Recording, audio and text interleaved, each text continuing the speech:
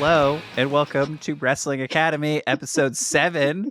I am your headmaster. My name is Michael Classic, and with me, as always, is the self-appointed Homecoming King, Samee Junio. Samee, how are you doing today? I'm doing great, and I'm with you as always because maybe we're trapped in our own Hell in a Cell, Michael.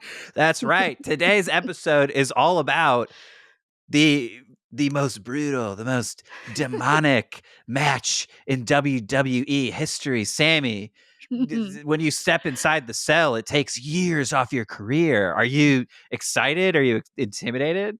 I am scared. I am ready. I want to smear your face across the chain wall and be like, I'm grating your face like cheese.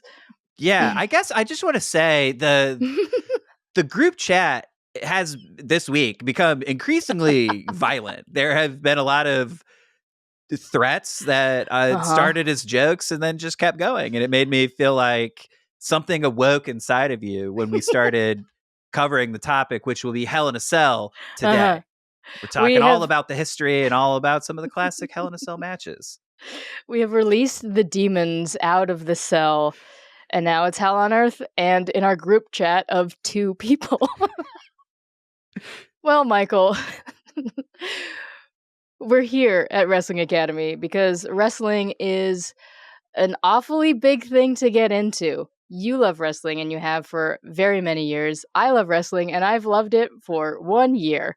But the way that you shared it with me was so effective that we're trying to do it to you in the form of a podcast called Wrestling Academy. That's right. So if you're new to wrestling or you're just getting back into wrestling, we try to break it down. We jump into wrestling history to make sense of it all, make it as easy as possible to share this thing that we both love.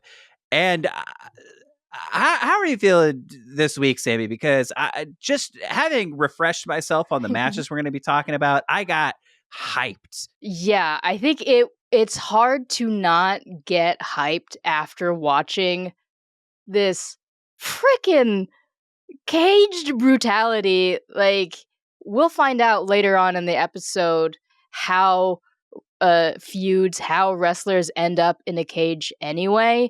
And so everything is just escalated, and I am also escalated and elevated, and I can't tell you how many times I almost punched. No, I'm just kidding. This week was quite interesting, having felt the intensity off of my computer screen and trying to osmosis its way into my heart and adrenal glands. Yeah, and I guess just to confront you, there's been a darkness about you ever since we got into Hell in a Cell.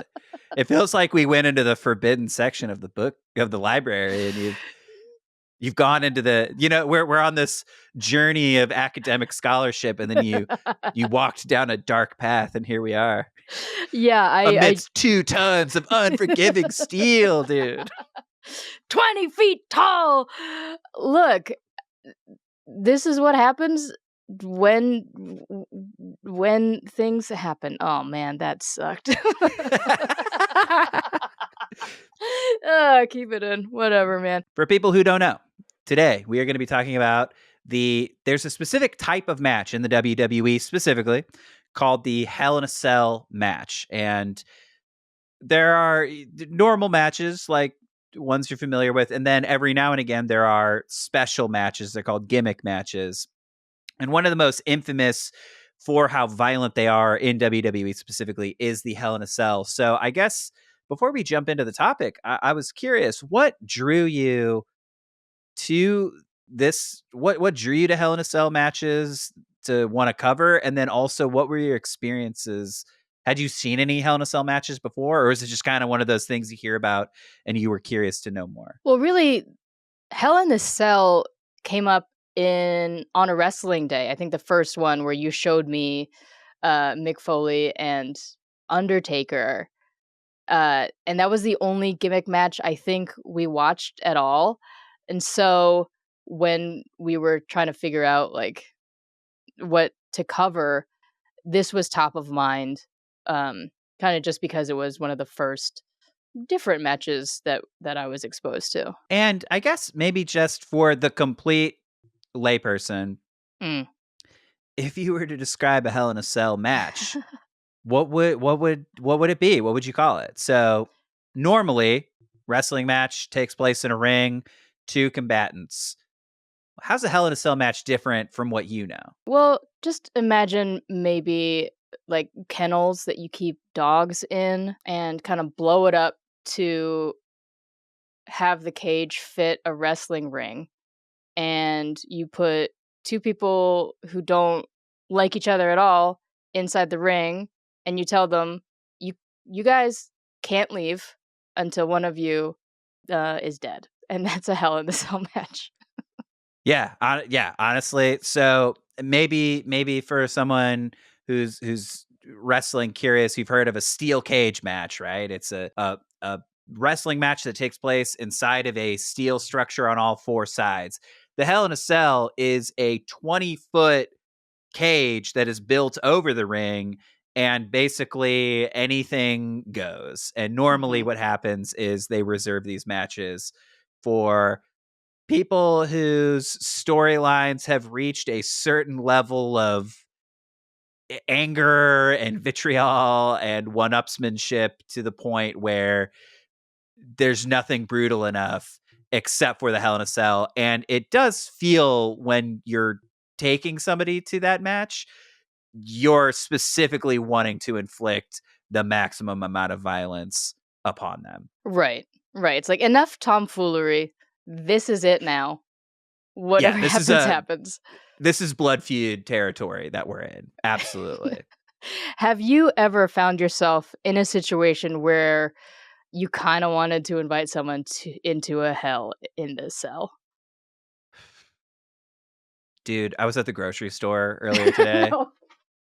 and Uh-huh. there was just it's one of those things where you somehow feel that you've gotten out of sync with life, and I Mhm. could not walk into an aisle without somebody coming directly middle of the aisle with their cart, and it happened, no joke, 7 times in a row, and it got to the No. point where I was getting furious. And then as I was driving out, if people were just stopping and checking their phone in the car lane, not moving their carts, driving in the complete middle so no one could maneuver around, and I found myself wanting to challenge the entire grocery store to a Hell in a Cell match to really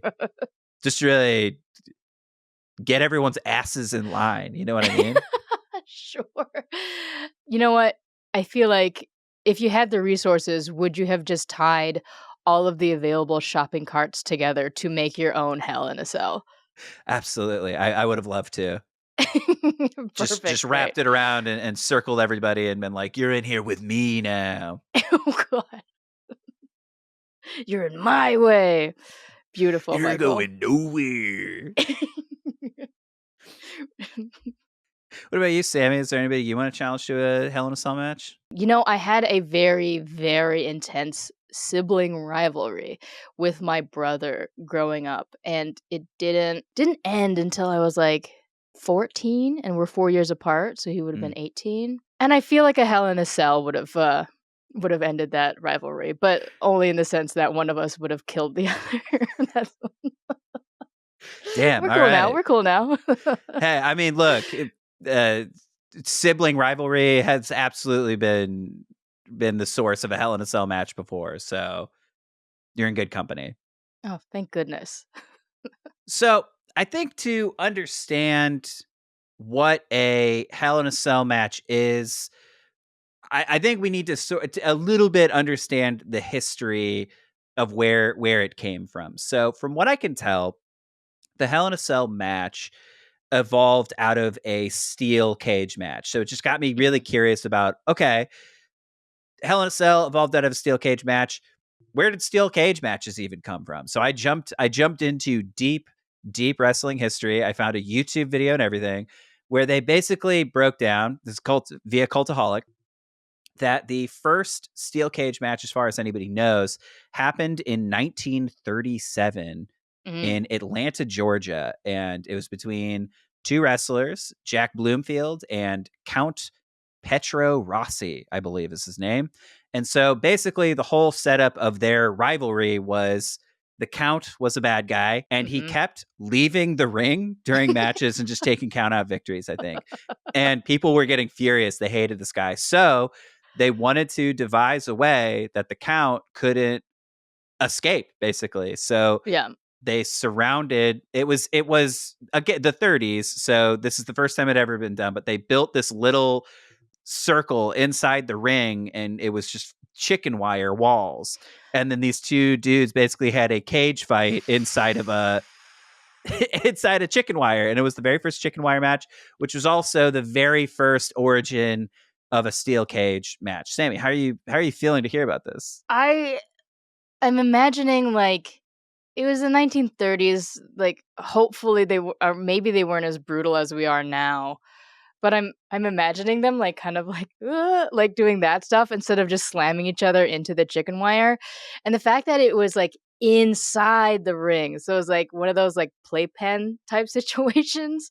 That's humiliating, man. In the 30s, I think doing something like a scoop slam was a huge deal. So I don't think that they were going nuts on each other in a chicken wire cage. Yeah, people were still dying at 45 back then. A scoop slam would have Yeah, just scoop slam was the most brutal thing anybody had ever seen. So it was a lot of that kind of stuff, probably inside of a steel cage. That's where it starts. The 30s, chicken wire matches, and it evolves into steel cage matches. And I think as it evolves, it becomes really popular. And I do think hearing steel cage match is one of those things that just gets deep rooted inside of your brain. When you think about wrestling and wrestlers, you probably think about Hulk Hogan, Macho Man Randy Savage, steel cages, all that kind of stuff. And it just got built into the lexicon. So as it grew and built and got more popular, the rules, I think, started to get a little more convoluted, and we got away from the initial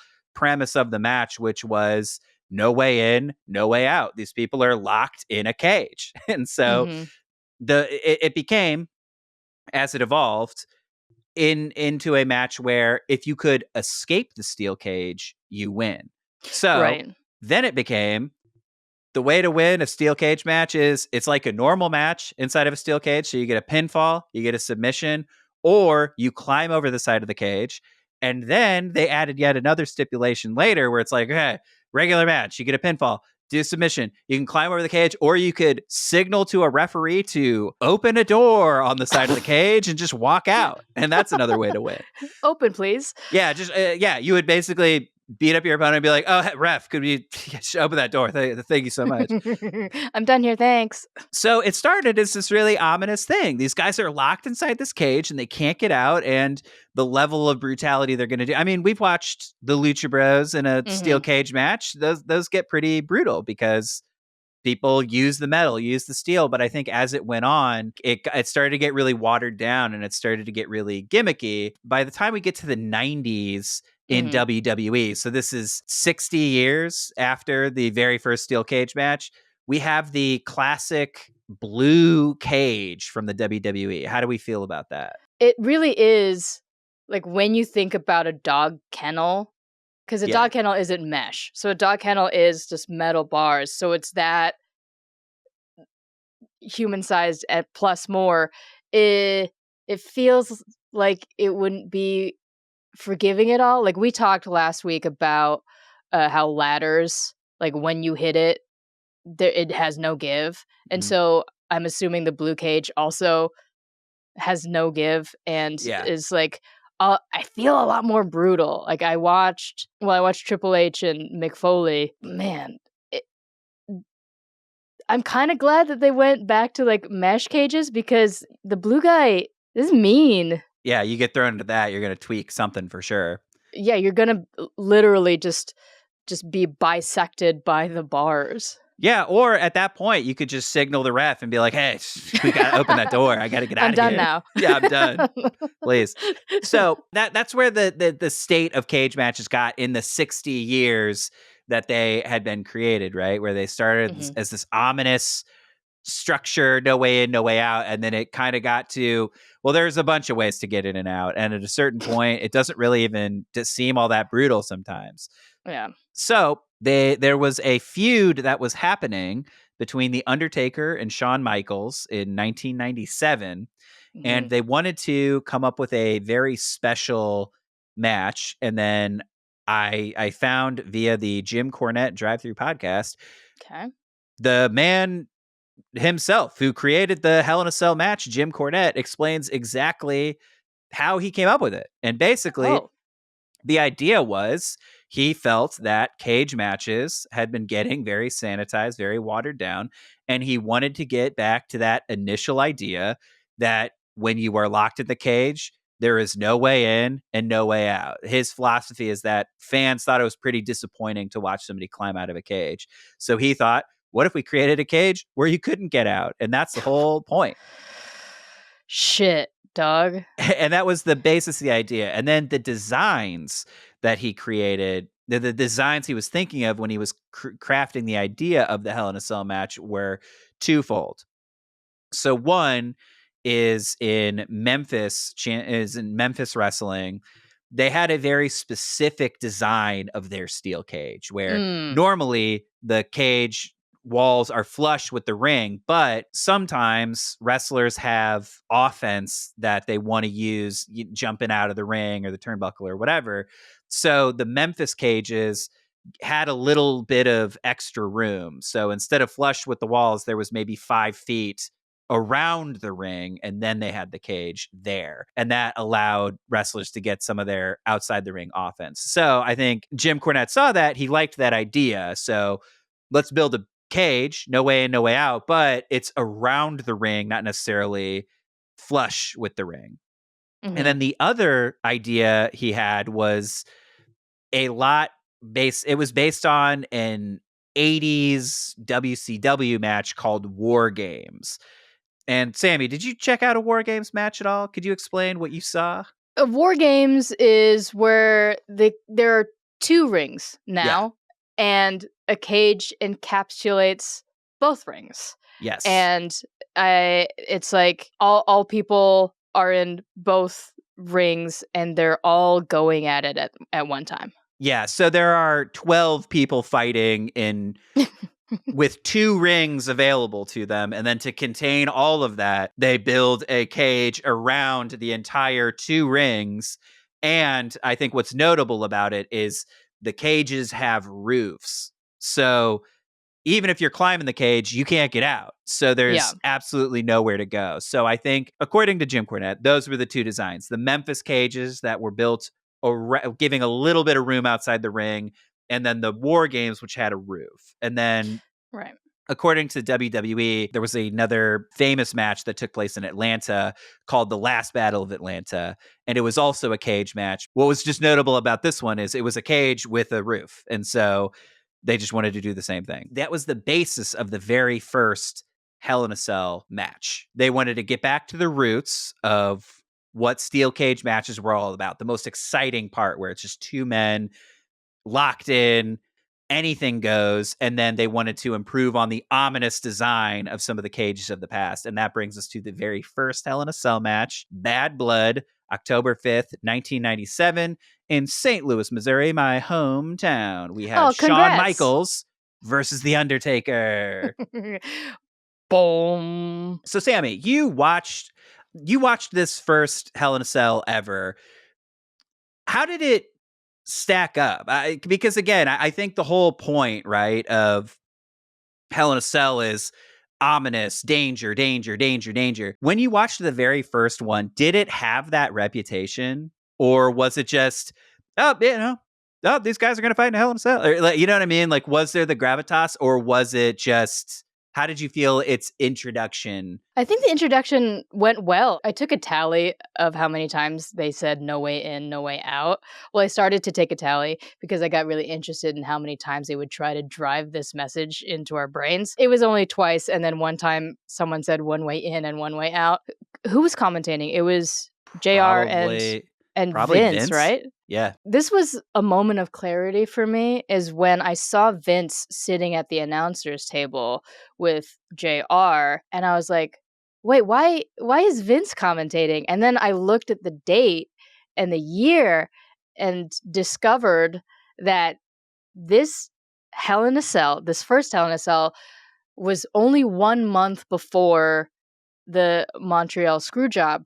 And I'm only getting super excited saying this now is because in episode 1 of the podcast, you kind of broke down Vince McMahon's relationship with being involved and on screen with the WWE, and he was kind of just skirting around and being a personality, but not really known as the owner yet. So seeing him at the announcement table here, I was like, oh my goodness, I'm learning so much here at Wrestling Academy. Yeah, when he's a commentator, he's just kind of a buttoned up geek, right? Yeah. He's not. Like, He's nowhere near the you're fired. I'm gonna, the corporation. None of that. Yeah, he was more tame than JR, and I don't think that Jerry was commentating yet, so we didn't have that. So it was kind of like JR and Vince's commentating was clean, but JR was the one that was like popping off. This match, I feel like it did deliver on being a Hell in the Cell. And what I was excited about was for this entire episode was seeing the wrestlers kind of take delight in using the cage as another surface and seeing how creative they got. So Undertaker at some point was in the corner with Shawn Michaels, and he was slamming him basically against the cage, against the turnbuckles, against the cage, against the turnbuckles. And so we got that, like, I don't know, just elevated brutality of, oh, there's another surface to hurt your opponent on. And of course, they got the steps involved. And there's a point in the match where I got really concerned to the point where I paused the video to check on something. So throughout the match, there's a little bit of awkwardness that I noticed with the camera guys because, this is the first time they've ever done this. And the camera guy gets in Shawn Michaels' way a couple of times. And at one point, Shawn is thrown out of the ring and he lands on the cameraman, and then he starts like wailing on him. And that's the point where I stopped the video. I was like, wait, this doesn't feel right. And I looked up and I spoiled it for myself because in the aftermath of this cameraman getting beat, they unlock the cage, and then it turns into there is a way out instead of no way in, no way out. And Shawn Michaels takes that opportunity to get out of the cage and then onto the cage. And I think this, like, I don't know, feature, this feature of Hells in the Cells, I don't know how we're supposed to say that plurally. Hells in the Cell? I think it's like geese. Heel in the seal? Yeah. I meant to say moose. It's one of those. I was going for a joke, and as soon as I said, I was like, nope, you meant moose. You didn't mean geese. Oh my gosh. Yeah, so in the first He's and a Cease. In this first He's and a Cease, they go on top of the cell, which I think in the matches that I watched, that's just what they did. Becomes a defining trait for sure. Yeah, it's like, oh, this is a fun new toy. Let's explore all the dimensions. Let's get on top of it. Like, I remember being a kid and maybe being a 34-year-old, like whenever I get something new, I kind of test its limits. And I think that's what these wrestlers were doing in the beginning. We're like, okay, let's test the limits of this damn cell that they put us in, or rather we put ourselves in with our dumb feud. So they end up on top of the cell, and I panicked because this cage is 15 or 16 feet up in the air, so it's not the 20 feet that we're so used to now. None of them fall off, but at one point Undertaker is dangling Shawn Michaels, it looks like kind of by the head over the edge, and that freaked me out a little bit. And then like there's chair shots and stuff, and then at the end where both men are just fucking exhausted. Somehow, for some unknown reason, the lights go out. And who pops in, Michael? It'd be motherfucking Kane, bro. Pew.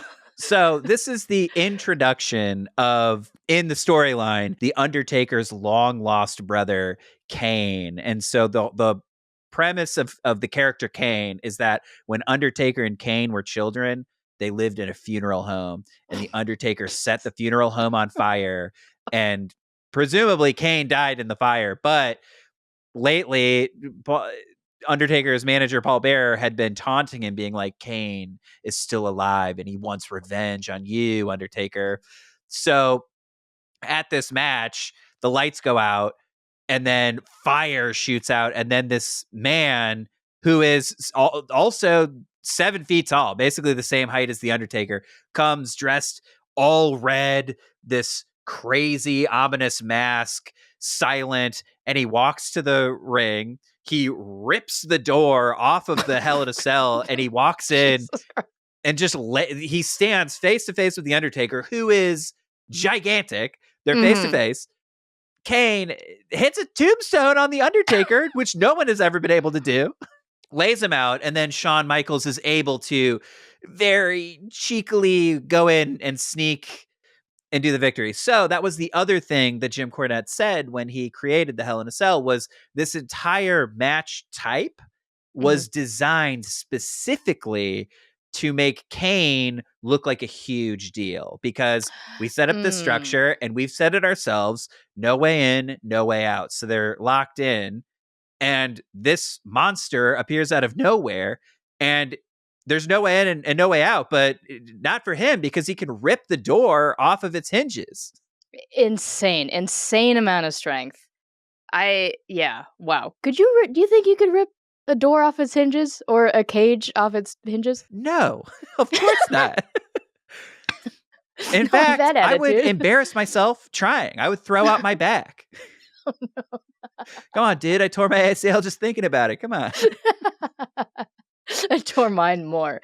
Oh, man. After the pin is counted out, it gave me so much delight, because Shawn Michaels' theme song is kind of ridiculous. Yeah. Sexy boy, I'm not your boy toy. Undertaker. I listen to that to this day, by the way. Good. I strut around listening to Sexy Boy constantly. I believe it, and I really love that for you, and it makes sense. Also, one of my favorite thing is he sings it himself. I know. So it's him singing how he's a sexy boy, and he struts out to the ring with him. He's not a good singer, and it's just him being like, no. I think I'm cute. I know I'm sexy. I got the looks that drive the girls. Wow, I got the moves that really move them. I send chills up and down their spine. And then my favorite part is at the very beginning, there are women moaning. And for 20 years, I just thought it was, oh, he's so sexy, the women are moaning about it. But if you listen, they're moaning, oh, Shawn. Oh, no. They moan his name and then he comes out. But anyway, so this crazy sexy boy is playing, but Shawn Michaels is dead. They're carrying his lifeless body out of the ring while his voice is echoing through the arena. I think I'm cute.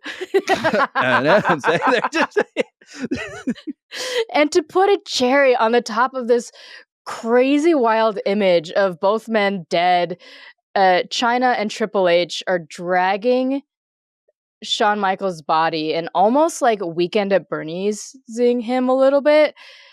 And bless Triple H for being so on brand and trying to do what he do. Do right by his bro. He sockets onto Shawn Michaels is like corpse basically, and you can see him, and he's not just doing a sucket next to Shawn Michaels like, oh yeah, we got him. He's doing it on Heartbreak Kid to make He's sure. like, look, I know what Sean would want to do right now. And he wants you to suck it. It's just if he were friendship awake, like he would that, want man. he would want you to know that he thinks you should suck it. Just what a treat at the end of just massive humiliating just violence. Absolutely, 100%. And I think you'll find, Samee, Triple H, pretty bad guy. So this. Oh yeah, he's a son of a bitch. Yeah, this is on brand for him. Absolutely. So that's the very first Hell in a Cell, but I don't think that's the most iconic Hell in a Cell. I think the Hell in a Cell that everybody thinks about is actually the second Hell in a Cell.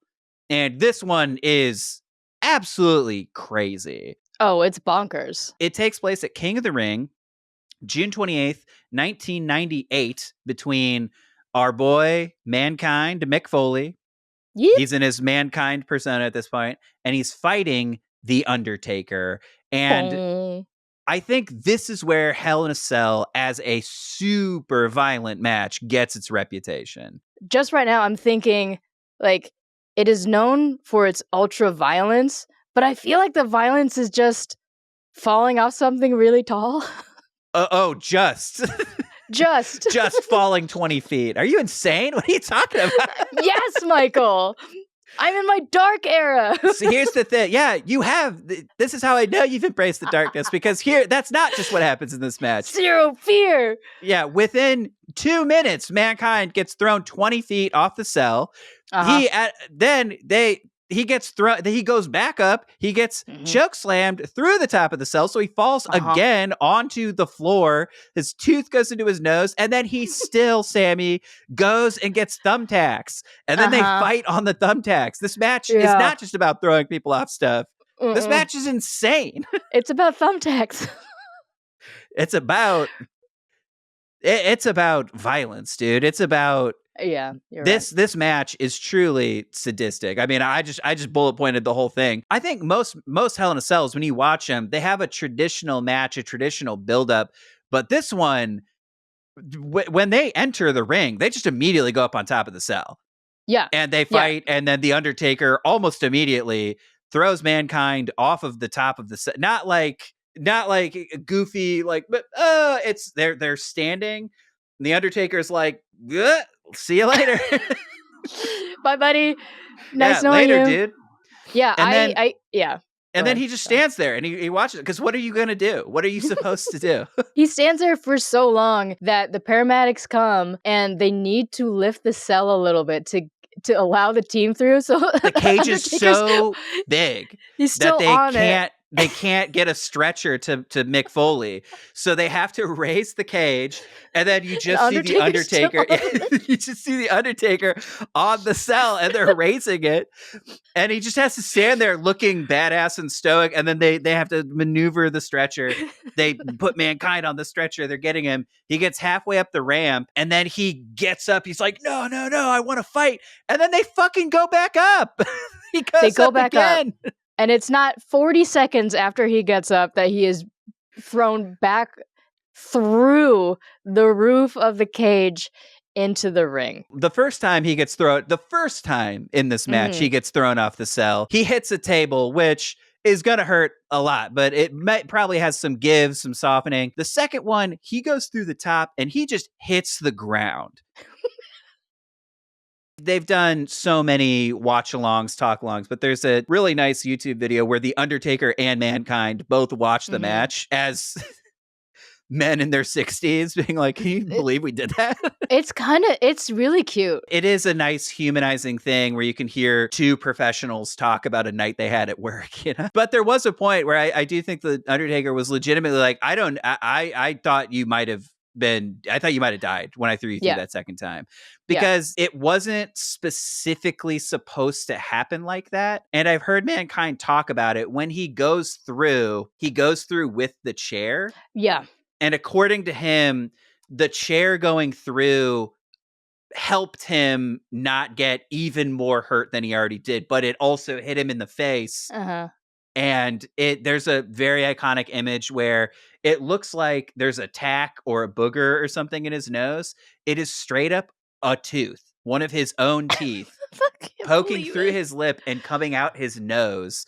And that becomes a defining Mick Foley image of him just kind of smirking into the camera with this glazed over look at his face and his own tooth dangling out of his nose. It's insane. In that video that you're talking about, like the commentators during the match were like, oh, and Mankind is smiling. And Mick Foley in that video is like, I was not smiling. I wasn't smiling. Here's the thing. I truly believe with Mick Foley, his instincts are so dialed in that to him, he's like, I wasn't consciously smiling. A lot like the Becky Lynch episode where they're like, oh, did you realize that you were doing this, that, and the other thing? And her being like, no, dude, I had a concussion. Like I was out of it. So I think for him, oh my gosh, he was just in a different state and his instincts kicked in as a performer. He's been doing deathmatch wrestling for 15 years before he becomes Mankind even. So I do think his instincts as a performer of just stay in character, just do it. The muscle memory of a performer is probably there. So even if he wasn't consciously doing it, I truly believe his animal brain was like, hell yeah, dude. This is sick. This is awesome. Well, and you can see those instincts too act again once that final tombstone, Undertaker tombstones onto thumbtacks, covers Mick for a pin, and then you can see Mick Foley's leg go like trying to kick out. It's like, dude, he's down. He's been thrown off the cell 2 times. He's been hit with chairs so hard, thrown onto thumbtacks, and then his body still tries to go like, oh no, I want to still fight. It's great. It's iconic Mankind stuff. I mean, this is why he's our hero. It's not necessarily that he's the greatest winner, but he just keeps on getting up. Yeah, I think just the fact that he went through it, he did that. Because sure, it makes the Undertaker look cool and tough, but the Undertaker didn't do any of that shit. The Undertaker did it. Mankind took all of that punishment and still, well, if he could have, he would have fought more in that match, which is incredible. That's why we love Mankind. That's why we love Mick Foley. This is a note that I put down, like in the YouTube video of Undertaker and Mick Foley talking through this match. Undertaker mentions that, oh, my foot was like broken or swollen that match. And so when I was taking notes on this match, I noticed that Undertaker was like limping out of the blue. And I was just like, bro, Mankind dropped from the roof of a cage and then through the roof of a cage. You maybe got some in, but why are you limping right now? How is this possible? Look, somebody breaking their foot, big deal. But it is a big deal is my point. It is a big deal, but I'm also a little bit like, dude, okay, your foot hurt? I'm so sorry. Did you go face first on the thumbtacks? No, you didn't do that. So to be like, oh yeah, man, it was extra hard to kick your ass today. And you're like, oh, I'm so sorry, man. I wish you had been in peak physical condition. Who knows what you might have done to me then? Are you crazy? Fucking A, man. But this match puts Hell in a Cell on the map. It puts the Undertaker on the map. It puts Mankind on the map. So in the very first episode, when we watched that episode of Raw, this had happened. So at that point, I think the legend of Mankind grew. So I think at that point, it explains how he got as popular as he did, and also why people thought the Undertaker was as evil as he was, because we've seen what he's capable of. And now we know what Hell in a Cell is capable of. Yeah, we do. And so that's where the legend of the Hell in a Cell match was formed. And I think getting into the lineage and how it grows, I think the Hell in a Cell becomes synonymous with the Undertaker. And I think to date, he's been in the most Hell in a Cell matches out of any WWE superstar who's ever stepped foot in one. So to date, there have been 52 Hell in a Cell matches in the WWE. The Undertaker has taken part in 14 of those 52. So those were the first 2 Hell in a Cell matches. And I think that's where the legend of these two, of this match type grew, and it became what it is today. So like we said, there have been 52 Hell in a Cell matches to date. And so me and Samee just wanted to dive right in. And the format of today's episode is we each chose 2 of these classic Hell in a Cell matches that spoke to us, and we're going to talk about them in great detail. So You excited to get into the? How are you feeling about getting into your Hell in a Cell matches, Samee? I feel trapped, and there's only one way out, baby. Yeah, I feel like my research unlocked a new side of me that I didn't even know existed. What is it? Just a more violent side. Oh, cool. Sick. Yeah, sick. Okay.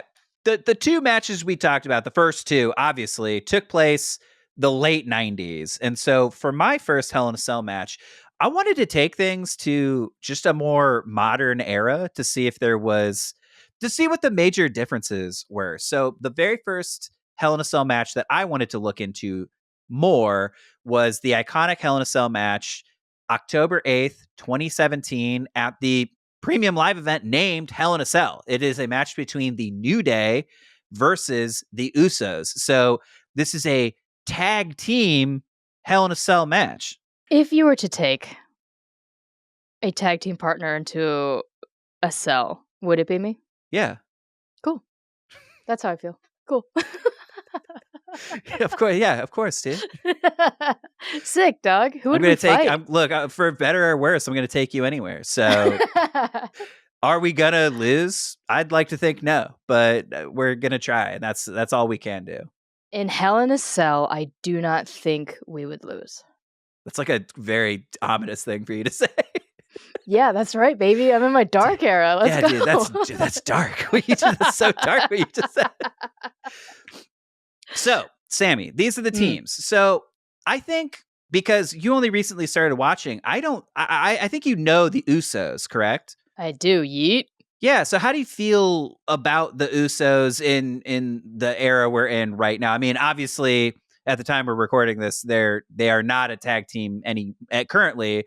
But how did you feel about what are your first impressions of the Usos? They were really cool, in sync, like very brotherly team. They're at the top of their game. They were just synonymous with like tag team champions when I started hearing about them. So I was very impressed and very excited. The other team that they were up against during this feud was a team called the New Day. And I think at this point on WWE TV, unfortunately, one of the members of the New Day, Big E, has suffered an injury that could be career threatening. We don't know. He's been off TV for years, and every day we're hoping that if he's able to compete again, that he's Big E. We love you. We miss you. We would love to have you back. But if you can't, if it's not healthy for you to do it, then we just want you to be successful in anything you do. But yeah. So because of that, I think the New Day has they're not where they used to be because the old New Day was a 3-person unit. And so now that Big E is not with us for the time being, then it's been tough for them to get back to the heights that they were once at, which is unfortunate. So they do exist now? Yeah, absolutely. So Okay. Xavier Woods and Kofi Kingston, but there was a stretch of time where all three of them were injured for a really long time. And so they were off TV, and then Kofi and Woods came back. And then it's just, again, it's been one of those things where it's kind of sad right now where they haven't been able to get in the right groove to start building their momentum back up currently. So hopefully that turns around. Going back and revisiting this feud just really made me man, I miss the New Day so much. These guys were so great. You really, really like them, and this is the first match that I've ever seen them do. Yeah, I love the New Day. Huge New Day fan. So just to give you a very brief synopsis on who the New Day is, Samee. They're basically, like most groups, they started off as heels, but at the point we start our story at, they had become so unbelievably popular. Hell yeah. That they are just they there was a stretch of time where there was nothing bigger than the New Day, where they would have them host WrestleMania. They would have them come out just to hang out. They would just want the New Day there to hang out. They were a tag team, but they were 3 people on the tag team. And so that was kind of unheard of in the WWE at the time. So there's this thing called the Freebird rule, which is there's a tag team way, way back in the 80s around the time of Iron Claw, the movie A24, right? There was the Von Erichs, and their big rivals were the Fabulous Freebirds. So the Freebirds had multiple people, and so the the Freebird rule means any 2 members of your team constitute the tag team in the ring. So when the New Day would wrestle, one of the 3 would just kind of sit out and cheerlead the other 2 on.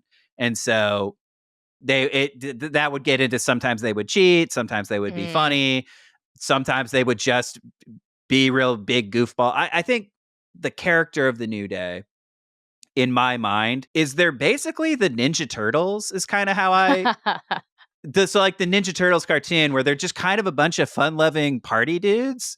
Okay. And so they're just goofballs, but know when and how to turn it serious to when they need to. So it's like, oh, they're really good at fighting, but they're also just really charming, fun-loving guys. And so they started their careers as these bad, dastardly heels, but as they became more unpopular, it just was like, yeah, these guys are so unbelievably charming and fun that we just let them hang out. That's all we want. So at this point in the story, the New Day are at their height, their absolute height. They're doing whatever they want. They can do no wrong. Sometimes they come out to the ring dressed as Dragon Ball Z characters. Yes. Sometimes they come out dressed as elves. They have Yes. cereal with their name, with their catchphrase "Bootios" on it. So it's just, oh man, they're doing whatever they want, and people are absolutely loving it. They're great. And there's this other tag team that's been around just as long. They're called the Usos, and they are also 2 fun-loving. They're real life. They're twins. They're brothers, and they come out again.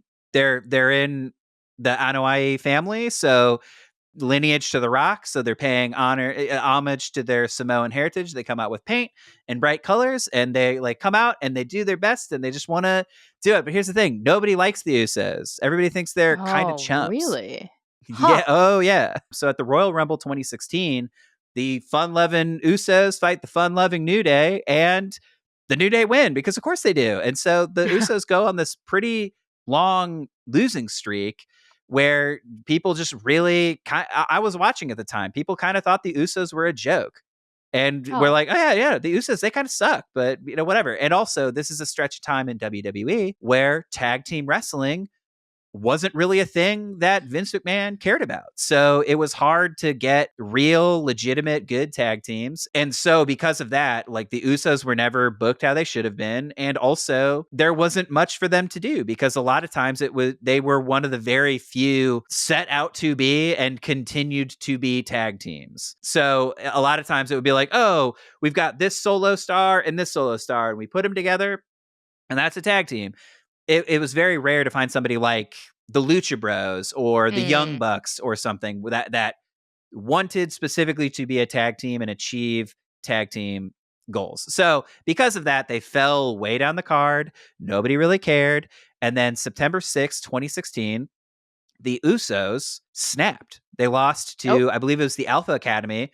They snapped. They started beating up the Alpha Academy. So they used to be these fun-loving twin bros, and then they went from this colorful presentation to this more, I think, just in line with what they actually wear. It was a lot more streetwear inspired, and so they're like, we're not doing the traditional face paint anymore. We're not dressing in bright colors. We're just coming out in like hoodies and jeans and Jordans and stuff like that. And they started carrying themselves with a much more serious demeanor.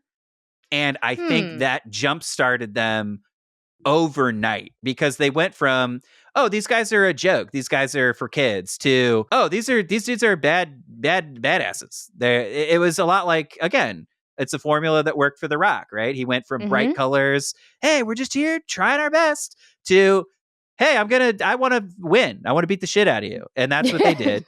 Yeah. And it was from there that they were able to start getting their respect and building their way back up the card. And then by the time we get to Backlash, May 21st, 2017. So again, this has been like a 2-year progression for the Usos. They started, we're fun-loving goofballs. And then 2 years later, there are these grizzled talk about putting people in the Uso penitentiary, like just really like, right, hey, we're fucking criminals, dude. Like that's what they want. They want to hurt people, and they don't want to mess around anymore.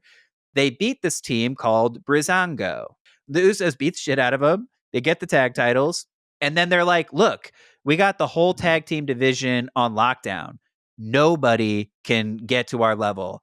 And then that is where the New Day comes back into the equation. And they're like, oh, nobody can beat you? And then these two start a rivalry with each other. They go back and forth. So June 18th, Money in the Bank, New Day beat the Usos. They take the tag titles off of them.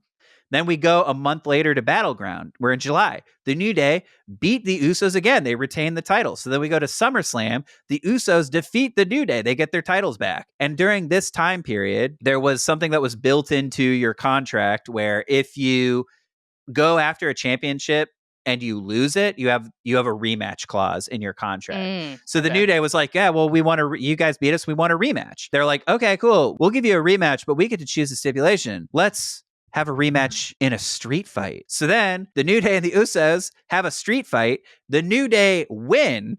And then the Usos are like, okay, well, we want our rematch. And they're like, oh, okay, we'll give you your rematch at Hell in a Cell. And that is where this match picks up. This match to me is super important because it is showcasing, one, that tag team wrestling in the WWE is viable. And then two, that both of these groups are so nuanced and complex that they're like, yeah, sure, the New Day, they like to party and have a good time. But also, when the situation calls for it, they can unlock a new, more violent version of themselves. And I think that's on full display in this match, Samee. Yeah, there's a lot of violence, a lot of kendo sticks, and then also a lot of instruments. So as soon as the match starts, this Hell in a Cell starts, all the teams roll out of the ring and they just start rooting around for weapons. And so they're pulling out kendo sticks, they're pulling out chairs, and then they pull out a trombone. And so I guess for you, since you don't know anything about the New Day, a trombone is a New Day signature. So in real life, one of the members of the New Day, Xavier Woods, is played trombone in band ever since the 6th grade. And so I believe it was 2015, they won a match at SummerSlam, and they were going to come out the next night to just be obnoxious and party and do whatever. And they're like, yeah, hey man, whatever you guys want to do to celebrate, just let us know. And then Xavier Woods is like, oh, is there any way you could like just get me a trombone? And so they get him a trombone. And so he, again, to be annoying, walks out playing New York, New York, like, and so that was supposed to be the end. That was supposed to be the end of the spot. Like, oh, okay, cool. They're being annoying. They walk out doing this. And so Xavier Woods was basically like, I don't think I'm ever going to get this chance ever again. So he walks by the props guy and just stays on the outside of the ring for the whole match, just kind of playing the trombone every now and again. And everybody loves it. Everybody thinks it's so funny. It like impresses people backstage. They're like, yeah, absolutely. You guys got to keep doing this trombone stuff. That's and so funny. So it's like they use the trombone to distract people, but they also use it to mock people. I think there's like a pretty, I listened to a New Day used to have a podcast, but they talked about when they were doing it early on, they were setting a guy up for a finisher, and then Xavier Woods just starts playing taps like burr, burr, burr, burr, burr, burr, while they're pinning this guy. And they were laughing. And they're like, we didn't know he was going to do that. And it was just, we were trying not to laugh in the ring. And it was just vintage New Day, just really, really fun, creative guys. And so in this match, they pull a trombone out from under the ring. And instead of doing anything fun and goofy with it, they are just wailing on the Usos with a trombone. In this match, there are just a ton of kendo sticks that they are just wailing on each other constantly. I guess this is my question for you, Samee. So you watched a lot of classic Hell in a Cells for yours. This is a modern Hell in a Cell match. How did you feel the modern Hell in a Cell compares to those vintage Hell in a Cells that you were watching? What I mentioned earlier about the wrestlers kind of testing the boundaries of the Hell in a Cell and like trying to defy it, I think in these modern matches, they understand you should stay in the ring. And the brutality of the Hell in a Cell match, in a modern Hell in a Cell match, comes from their creativity with all of the stuff that they stash underneath the ring, and how savagely they can run their opponents into the walls of the cage. Yeah, I think it's a different kind of violence because again, there's some imagery that happens in this match that I would put up against anything in these classic vintage Hell in a Cell. Like at one point, they pin poor Jey Uso in the corner of the cell, and then they get 5 kendo sticks and they just pin him to the cage with the kendo sticks. And he's just has to there, and then they like hit him when he's in there, and then he's just kind of powerless to watch while they turn their attention and just start brutalizing his brother with kendo sticks. Yeah. And so to me, I'm like, that is a haunting image of you can see the stick like pushing his teeth, and it doesn't hurt or bleed, but it is just an incredibly violent looking thing. And then the Usos give it right back. At a certain point, they get handcuffs from under the ring.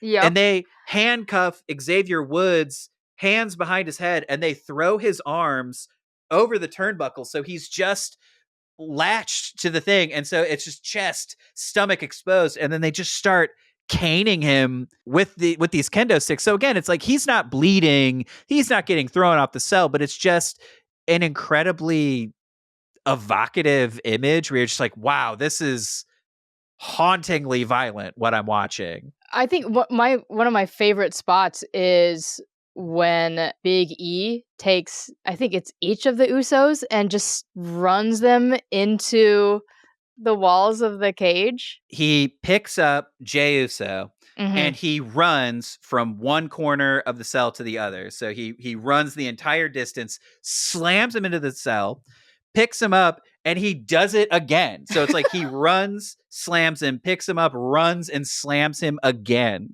Yeah, at football player tackle speed is just slamming Jey Uso into the side of the cell. Yeah, this is crazy. It's Hell in a Cell. Here's another thing I think that makes Hell in a Cell matches feel so violent. The people in these matches are professionals and are very good at being pinpoint precise with their movements. I think sometimes when a move comes through a little sloppy, to me, I think it adds to I don't think the guy was able to protect himself. I think whatever he did hurt him pretty bad. So there's a move where it's Big E and I think it's Jimmy Uso. They're standing on the side of the ring. And then the move when The Rock does it, it's called the rock bottom, but when anybody else does it, it's called an uranagi. But Big E gets Jimmy and he's going to do the rock bottom off of the ring onto the ground, and then Woods runs in from nowhere and slides with his knees up, and Jimmy just lands on his knees. But again, the timing was just slightly off, which again, I think to me added to the violence of it felt extra real. And 100%. Because he wasn't in position, he probably got all of those knees when he landed on him. So yeah, it's just there's an element of sloppiness that happens inside of a Hell in a Cell that in a sense makes it all feel more real, because I think you've just added in elements that they're not used to playing with. And there's an element of exploring and being like, how creative can I get? Where they're like, hey, you know what I've never seen somebody do? I've never seen somebody get pinned into a corner with kendo sticks. Like, I've never seen anybody do that. Let's see if it works. And sometimes it works and sometimes it doesn't. And I think for me, I know there are some wrestling purists who, whenever a wrestler messes up a move, they're like a real dick about it. But I think to me, sometimes I think it really adds. And so there are and I think there's a moment in every single Hell in a Cell match that we've watched and we've talked about where you can see, if they're up on the cell and then it buckles in a way they're not expecting, you see the real performer being like, oh shit. Like, oh no. Like, what do I do? Fuck. Yeah, fuck. Yeah. And so that's what I like about this match too, is, you're seeing these two tag teams show that, like, A, tag team wrestling's incredible. B, you think the New Day, we just laugh and joke around, like we can do violent things too. And I think the Usos are just like, oh, nobody respects us, so like let's go in here and let's earn this respect. So the part I mentioned where they handcuff Xavier Woods to to the turnbuckle. So before that, they attempt to handcuff Big E as well. So he's just running around. He's able to break out of his handcuffs, but Xavier Woods is still doing the rest of the match in handcuffs. So Yeah. he's doing it. So at one point they go to hit their finisher on, they do their finisher on Big E, and then Xavier Woods, still in handcuffs, like runs in, makes the save, and then it's like they hit Woods with a chair, and then they hit their double finisher on Woods with a chair on top. 1, 2, 3. Usos pick up the tag titles, and I think earned the respect that they'd been looking for since 2016, right? They beat the guys they couldn't beat years and years ago. Like 2 years ago, they beat them finally. They earned their respect, and they proved that no other tag team in the division could keep up with the Usos. I mean, this is the first Hell in the Cell match that I watched with a tag team element to it, and it is also the first modern match, modern Hell in a Cell. It is a lot. It is freaking. There's a lot to take in and a lot of brutality to process. And I mean, you're talking about how you don't know where this darkness this week came from. I think we just found out. It's just I don't know how to process all of this chaotic, we need to kill each other energy. In most Hell in a Cells, it's one person versus one person. Mm-hmm. But in this, because there's double the amount of people, like we were talking about in the episode with the Lucha Bros, they can just move a lot faster. But then I think what they were doing that was pretty smart in this match was it was just a never-ending series of 2-on-1s. So they would find a way to incapacitate one of the competitors, and then it'd be like, cool, we're gonna double up on this guy, and then it was just like never-ending. So it was always these doubly brutal, doubly vicious assaults. And so I think some of the matches will get into brutal spectacles. And I mean, this match certainly had it with all the kendo sticks, but I think it was just the slams and the hits, and they got to that level of scary violence just through the 2-on-1 maneuvers that they were doing. Yeah, so that's October 5th, 2017. Samee, yeah. Where are we going next? So we're dialing the clock back to 2005 to look at the feud between Randy Orton and The Undertaker that ended up in a Hell in a Cell match at Armageddon, December 18th, 2005. So at this point in time, Randy Orton just became the youngest world heavyweight champion at SummerSlam in 2004. And this feud between Randy and Undertaker is credited with, propelling Randy forward. We've talked about moments that have propelled other superstars forward. Becky Lynch, The Rock. So this was the moment that propelled Randy forward. And at around 2004, they were trying to do kind of a babyface thing with him, which really wasn't landing. And so I feel like it's just lucky timing that The Undertaker was basically like, okay, yeah, now this is the time that we start a feud. So Randy was going by Legend Killer. He was rolling around with Ric Flair and Triple H in a group called Evolution, and he's out there RKOing the Fabulous Moolah, Shawn Michaels, Mick Foley. He was actually where he got the World Heavyweight title off of, and he's so full of shit and arrogant that Undertaker, who was on this 12-0 WrestleMania streak, and Randy goes, "Hey, Undertaker, I know that you're at 12-0 right now, but after WrestleMania, you're going to be 12-1.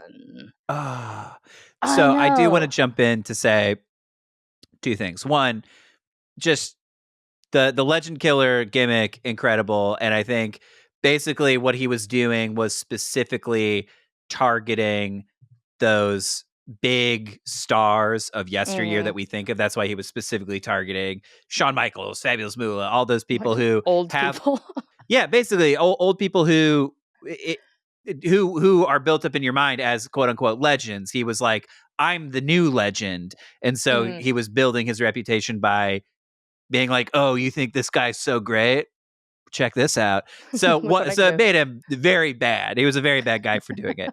And then 2, the Undertaker's WrestleMania streak is, I just wanted to underline that because it's a very important facet of the Undertaker, where, again, what you're talking about is, so when we say he went 12-0, that means for 12 years straight, every time he's fought at WrestleMania, he has not lost. So it's crazy. The more wins he has, the more it becomes a thing where it's like, who can beat the Undertaker at WrestleMania? And it's one of those things where that in and of itself, like, we're talking about the Undertaker building the legend of Hell in a Cell. He also builds the legend of himself at WrestleMania, where he cannot be defeated. And so that's a whole thing that we could talk about at a different point. But again, I just wanted to underline it. So the fact that it's like, this guy's making a reputation for himself, killing legends, and then he's setting his sights on the Undertaker's WrestleMania streak. Very bad. He's being a very, very bad guy. And I just want to underline that for people who might not know. This is evil. He's evil. This is unheard of behavior. Nobody else is trying to stand toe to toe with the Undertaker. But yeah, this is unconscionable what Randy Orton is doing. But the newest, youngest world heavyweight champion is ready to fight Undertaker. So they end up at WrestleMania, and I mean, spoiler alert, Randy loses, but he does manage to counter a tombstone, which nobody really does, and he also manages to counter a Undertaker's signature chokeslam as well. So there was these 2 big moments for Randy, even though he was not able to stop the streak. And then there's a very important little guest spot in this where Randy Orton's dad, Cowboy Bob, who is also just a legend, legendary wrestler himself. So he makes a guest spot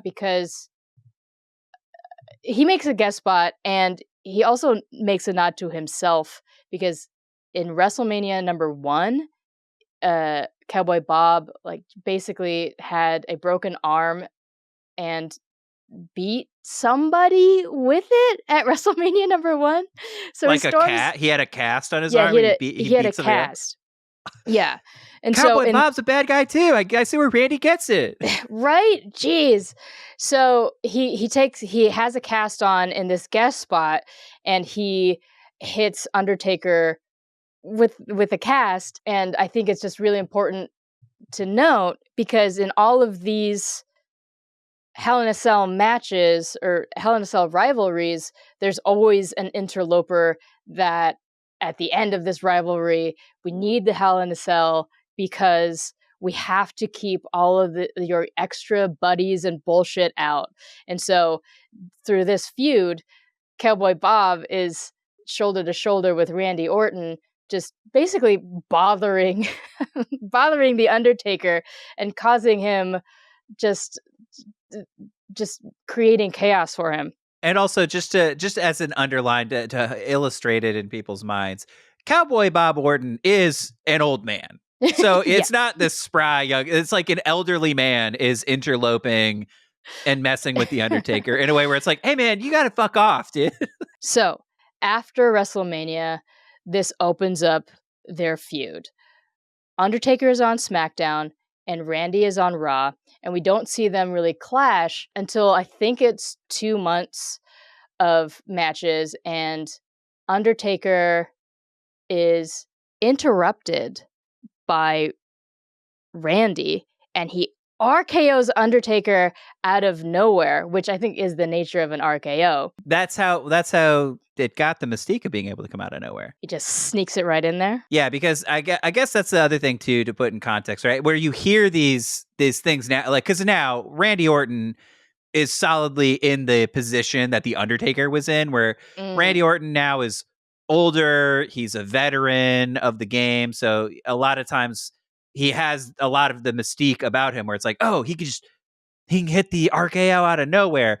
At the time, he's this young buck who's running in and he's challenging this legend who's built his career doing all these things. So the fact that he ran in out of nowhere and hit his RKO, at the time, unheard of. We didn't know what the RKO was. We didn't know that it was a big deal when he hit it. And so this is like the little bits and pieces and building blocks of how somebody becomes a legend now. Do you know what RKO stands for? Randall Keith Orton.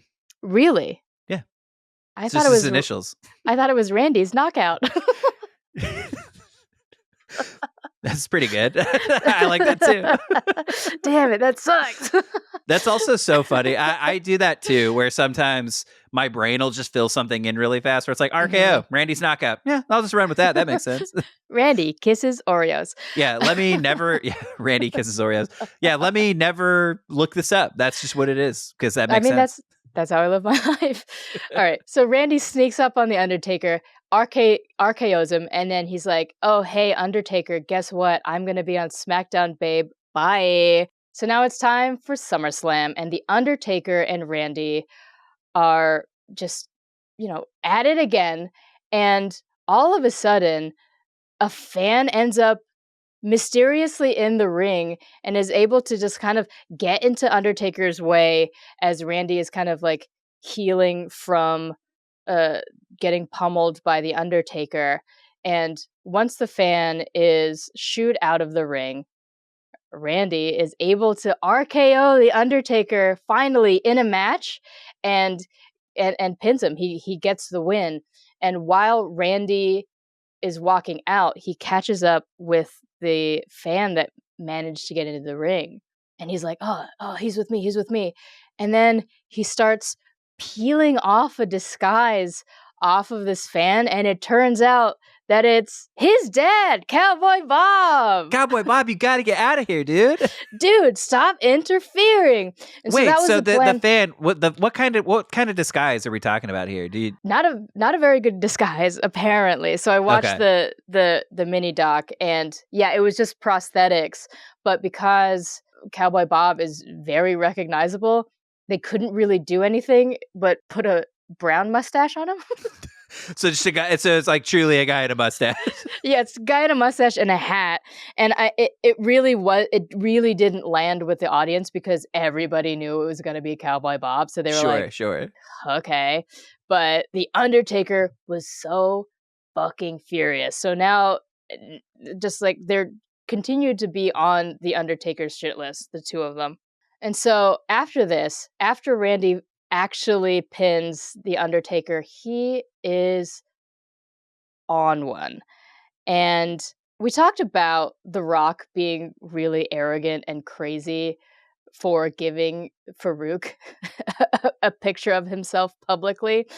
And Randy kind of did the same thing. Well, Randy and Cowboy Bob, because now they're basically a tag team at this point.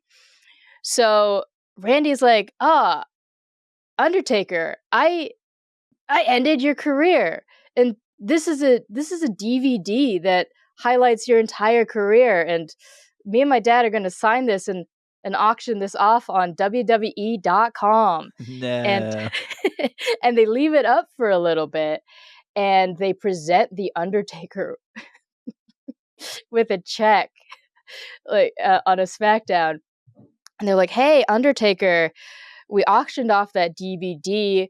I matched the amount it sold for. So here's this retirement check of $1,416." Randy Orton's such a fucking prick.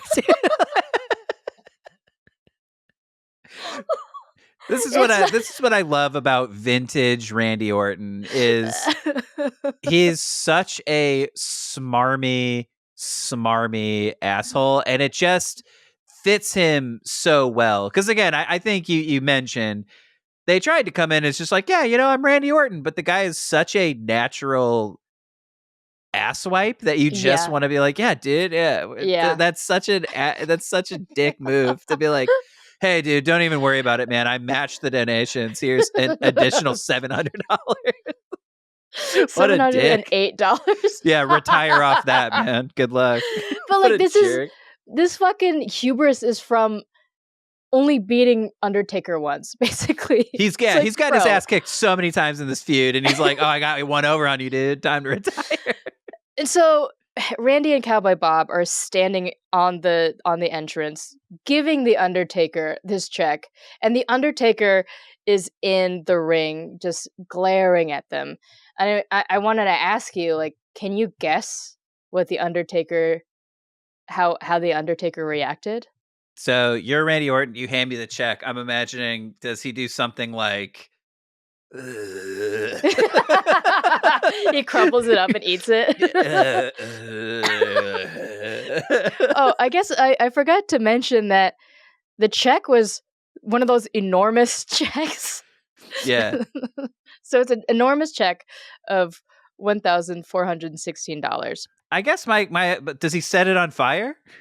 He sets it on fire with lightning. With lightning! Ah! Yeah. So now the Undertaker is a fucking wizard. He lightning bolts this dumbass check. It sets on fire. And after that, I feel like the only next step to these fucking rascals is to challenge them to a casket match, which is another gimmick match that Undertaker is very, very fond of. And for people who don't know, what a casket match is it's literally basically exactly what it sounds like. To win the match, there is a casket on the side of the ring, and you have to beat up your opponent so bad that you can throw them in the casket and shut and lock the casket. Are you claustrophobic at all? Yeah, I think if the Undertaker locked me in a casket, I'd probably freak out. Yeah, absolutely. Okay, fair. I don't think I've ever purported to be a tough guy, you know. I think I would be like, hey, please let me out, man. This casket match is special because Undertaker wants to take down Randy, and he also wants to take down old ass Cowboy Bob. So this casket match is a handicap match between Undertaker and the Ortons. I would be freaked out to be thrown in a casket, but also in a casket with my own dad. Yeah, that's like a level of, that would feel bad psychologically. That would feel bad psychologically, physically, emotionally. And so Undertaker has to get these damn boys into a casket.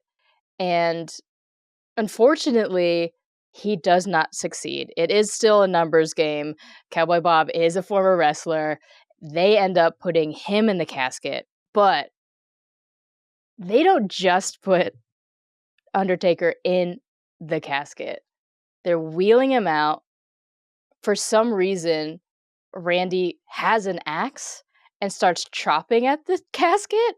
But not only that, there's a giant can of gasoline that Cowboy Bob drags over. He pours it all over the coffin. And Randy has a Zippo, lights it, and then lights the casket on fire. They're like, you burn the check, we burn you, dude. Yeah, you burned our check. We're gonna murder you. And it doesn't stop there. So the Undertaker's dead. Survivor Series happens. Randy ends up being the victor at Survivor Series. And while the entire team is celebrating Randy, a coffin is wheeled out. And then the coffin sets ablaze. And the Undertaker kicks open the door, and the Undertaker is back, and he's not dead at all. So you're telling me they put him in a casket, they set the casket on fire, and then weeks later, a casket shows up at Survivor Series, sets itself on fire, and then the Undertaker comes out. Kicks that door down. So like, he's just presumably been in this coffin for a month. Yeah, pretty much. Just hanging. He's the dead man. He dead. That's unbelievable. You know what else is unbelievable? What Randy does next to the Undertaker. So everything is a blur right now. But what I can tell you is that the Undertaker ends up being forcefully shoved into a back of a car. And Randy backs that car into SmackDown scenery. And the car spontaneously combusts. And so the Undertaker, again, is set on fire. He's probably murdered. So after the second time Randy sets Undertaker ablaze, it is now time for the final match in this rivalry. Hell in a Cell at Armageddon, December 18th, 2005. The official wrestling stopwatch on this match is 30 minutes and 30 seconds, and shout out to the Dunkin' Donuts Center in Rhode Island, because that's where they are. Yeah, that's where the Undertaker was like, you know where I'm My going to final inflict. resting place. You know where I want to inflict the maximum amount of violence on Randy Orton? The Dunkin' Donuts Center in Rhode Island. I'm going to kill you, munchkins. I'm going to get a Boston cream donut after. That's my favorite donut. It's the only one I can think of. You set me ablaze. I'll set you a glaze. Okay, here's the thing. We're joking around, but this match is fucking crazy. It's crazy, dog. It's crazy, dog. It's 2005. The cage is now, or the cell is 20 feet tall now, and it is 2 tons of unforgiving steel. And the match starts out kind of symmetrical, where Undertaker grates Randy's face. Then later, Randy grates Undertaker's face. Yeah, and I guess when you're saying that, it's like chain link fence. That's the side of the cage. Mm-hmm. They take their face and they just slam it, and then they just start dragging your face on the cage. Uh-huh. Yeah, that's it. And yeah, that is a move that I've seen them do, or in every match that we've watched for this. It's just they need to get that great spot in. There was a thing where the Undertaker, he pulls out this thick chain, super thick chain, yeah.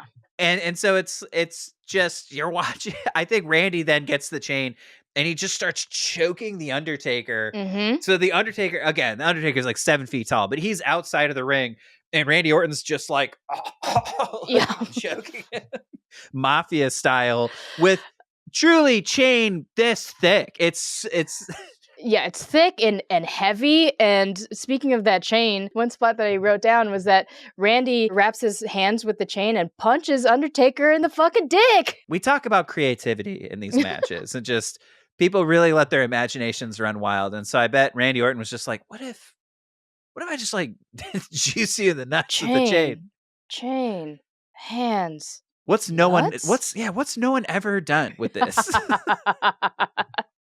That's so fucked up. The Randy also splashes Undertaker through a table, and I want to ask you, should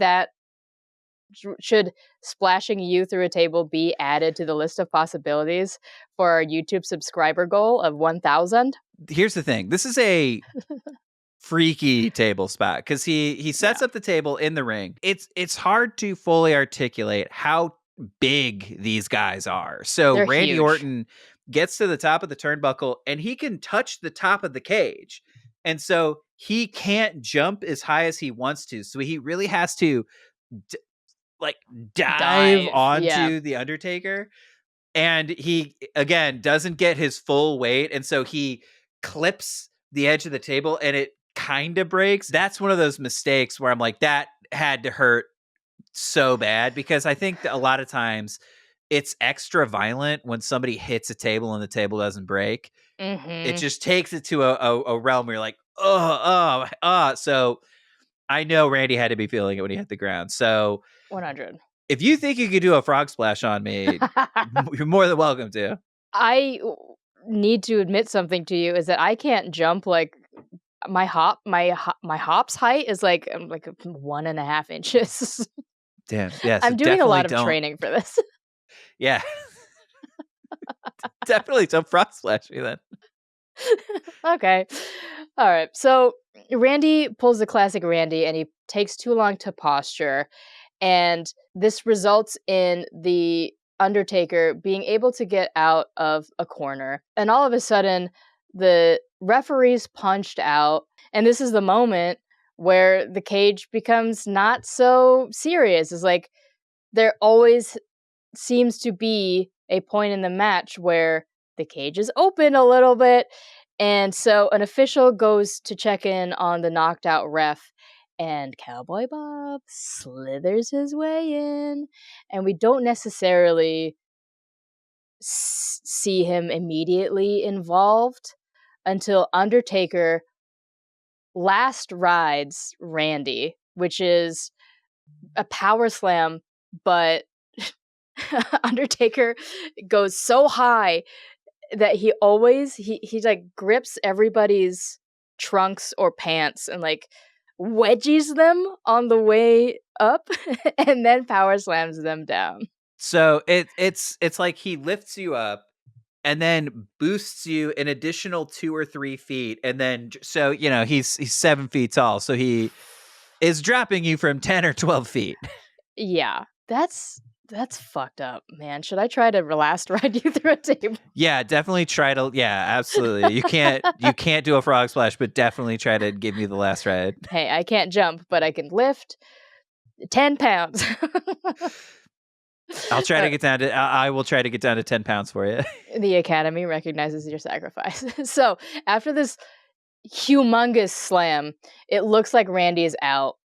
The ref is counting out the pin, and then Cowboy Bob pulls the ref out of the ring, and not only he doesn't stop there, he starts to beat up on the ref, and I'm like, Cowboy Bob, you've got to chill, dog. You've got to chill. And Undertaker just turns his attention to Cowboy Bob. He's like, you know what? Fuck you. And he tombstones Cowboy Bob. Cowboy Bob is an old man, but I feel like he kind of deserves it at this point. He kind of deserves it. And also, pretty early on, he gets pulled into the cage and busts his, like, right above he busts his eyebrow and is leaking blood. So you're watching this dude in his mid to late 60s, just face full of blood. He's messing with the ref. He tries to get in there.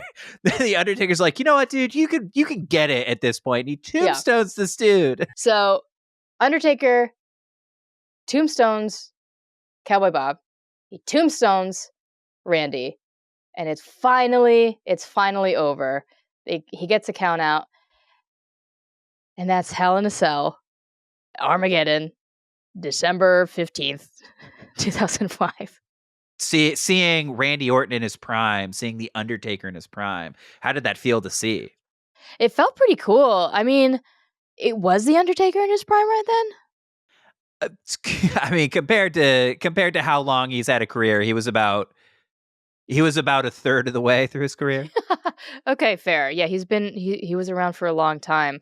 I think it's really cool. And in the research, people talked about like how the Undertaker was really good about bringing like new guys in and putting them over. And I really feel like even though he didn't let Randy win this one, I do feel like he allowed Randy to pull off like countering the chokeslam or countering the tombstone, and that like created or that added to the mystique of Randy. So he's not just egotistical; he also can like counter tombstones and even actually tombstone the goddamn Undertaker.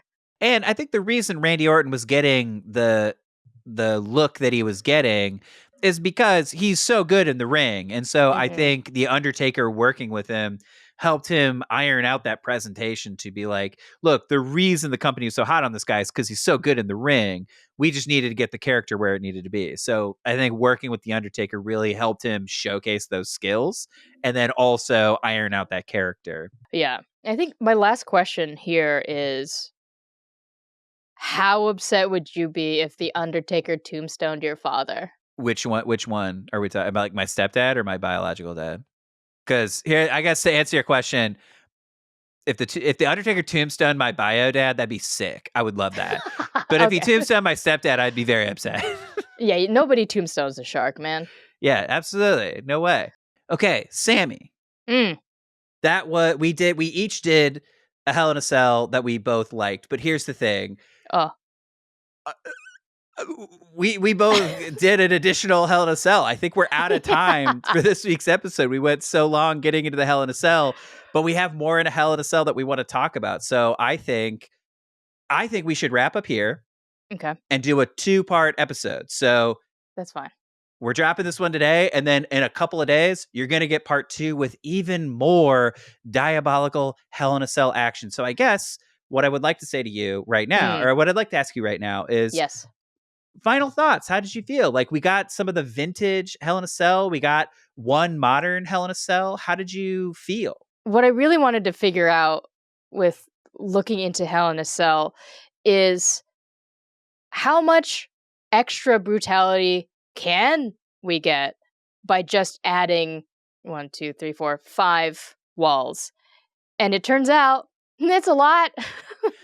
Absolutely. And I think that's what I'm constantly blown away by, is the sheer amount of creativity. Because again, you're watching physical performance. And so you're Mhm. watching a new tool being added to the toolkit. And it is very fun to see, like, oh, wrestlers are incredibly athletic, incredibly physical, and incredibly creative with how they can present all of the violence to you. And so I think I set out to find out just where the Hell in a Cell came from. And Mhm. so it did feel really good to dive back into, we went back to the 30s to try to crack where Yeah, these come Hell in a here. yeah, yeah, to crack where the Hell in a Cell came from. And so it was just like really nice. It was really nice to just check in, and I'm glad we got to do that. And also, in true Wrestling Academy fashion, we completely overdid it. And so we have even more Hell in a Cell that we want to talk about. So we're going to do our very first 2-part episode. There's no way in and no way out of this Yeah. series. So we just want to thank you for listening to part 1, our first ever part 1 of Wrestling No. Academy. It's hosted, produced, and edited by me, Michael Classic, and you, Sammy Junio. You can follow us on YouTube, TikTok, Instagram. Check us out, Wrestling Academy Pod, wherever you get your podcast. Check us out on Spotify, where we do Q&As and polls for every episode. And I mean, I feel like this one is obvious, but what's your favorite Hell in a Cell match of all time? Did we talk about Mm. it, or is there one we should have talked about? So we do Q&As, polls every episode. Check out our website, wrestlingacademy.university. Yes, that is Mhm. our real Mhm.